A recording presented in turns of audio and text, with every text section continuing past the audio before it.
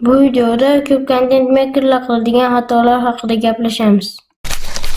Birinchi xato bu o'z-o'ziga obuna bo'lish va yaqinlariga tarqatish.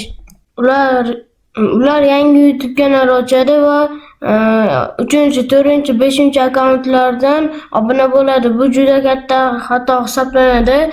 Chunki har doim ham siz 3, 4, 5 akkauntlaringizga kirib, o'zingizni videoingizni ko'rib turmaysiz. Shuning uchun YouTube kanalingiz ban olishi mumkin.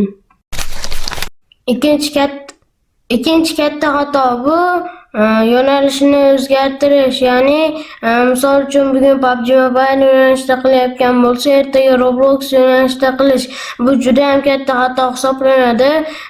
YouTube sizni videolaringizni PUBG Mobile ko'radigan insonlarga tarqatayotgan paytda Roblox yo'nalishi qilayotgan bo'lsangiz, u PUBG Mobile o'ynaydigan insonlarga yoqmasligi mumkin va akkauntingiz ban olishi mumkin.